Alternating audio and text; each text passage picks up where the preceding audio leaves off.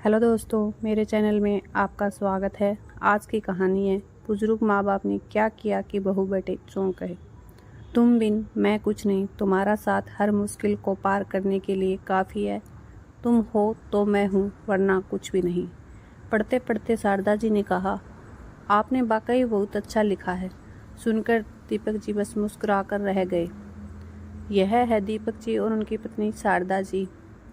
कभी दोनों सरकारी नौकरी में थे, पर आज दोनों रिटायर हो चुके हैं और अपने बड़े से घर में दोनों अकेले रहते हैं।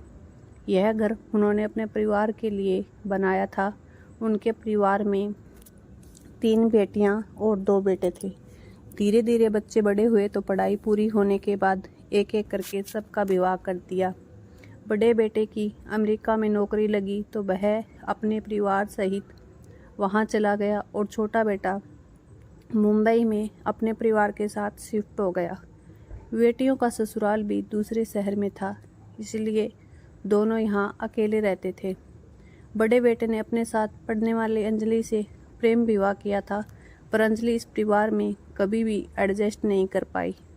उसे ऐसा लगता जैसे उसे बंदिशों में रखा जाता है, जिस कारण से आए दिन घर में झगड़े होने लगे, जिस कारण से उसके बड़े बेटे ने बाहर नौकरी करना ही ठीक समझा और अमेरिका में जो प्लेसमेंट हुई तो उस नौकरी को उसने ना नहीं कहा।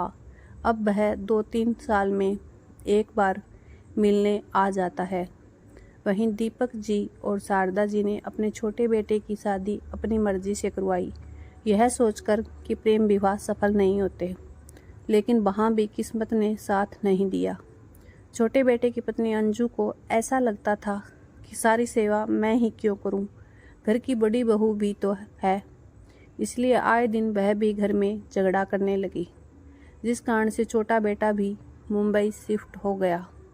अब दीपक जी और शारदा जी अकेले रह गए। कुछ दिनों बाद शारदा जी की तबीयत बहुत ज़्यादा बिगड़ गई। इस कारण से उनका पूरा परिवार वहाँ मौजूद था।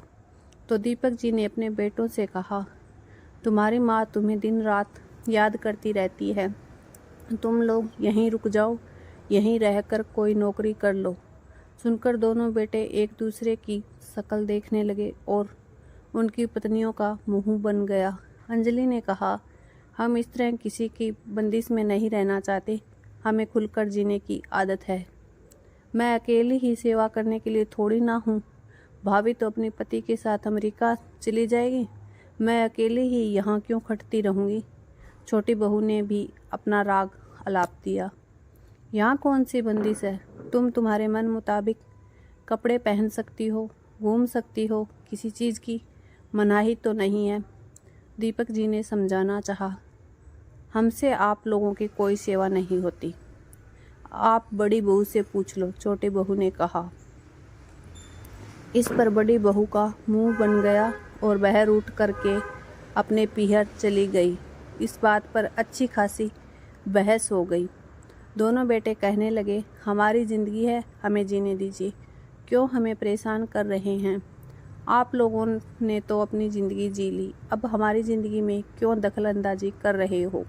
वैसे भी हमें पाल पोस कर कोई एहसान नहीं किया आपने, ये आपका फ़र्ज़ था, वही निभाया है। आपको चाहिए तो और पैसों की ज़रूरत हो तो हम वह देने को तैयार हैं, पर हम यहाँ नहीं रह सकते। दोनों की बातें सुनकर दीपक जी मौन हो गए। अपने ही खून की इस तरह की चल रही जुबान को देखकर वो हैरान रह गए थे।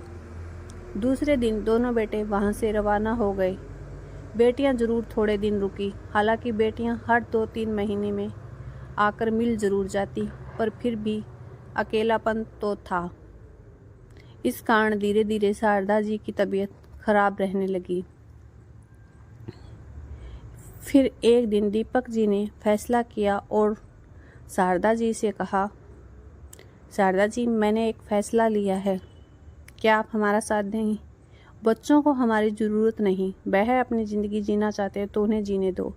हम अपनी ज़िंदगी अपने आप जिएंगे। हमें अपनी जो इच्छाएं अपनी जिम्मेदारियों को पूरी करते हुए पूरी नहीं कर पाए, उन्हें अब हम पूरा करेंगे। बस इसमें मुझे तुम्हारा साथ चाहिए। ये कहकर वो शारदा जी की तरफ देखने लगी। शारदा जी ने मुस्कुराकर हाँ कहा।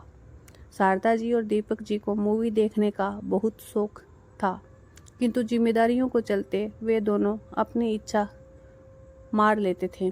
पर आज 70 साल की उम्र में दीपक जी ने कार चलाना सीखी और अपनी नई कार में शारदा जी को बिठाकर मूवी देखने गए। जब उनके बेटों को पता चला कि पापा ने नई कार खरीद ली है तो उन लोगों ने कहा, पापा क्यों बेवजह पैसे खर्च कर रहे हो? इस उम्र में कहाँ गाड़ी का शौक चढ़ा है आपको? क्या यह सब करना आपको शोभा देता है? बेटा, तुम लोगों की पढ़ाई लिखाई और परवरिश में बहुत पैसा खर्च कर दिया, पर माफ़ करना, उसका तो कोई रिटर्न भी नहीं है। पर चिंता मत करो, वह हम तुमसे मांग नहीं रहे।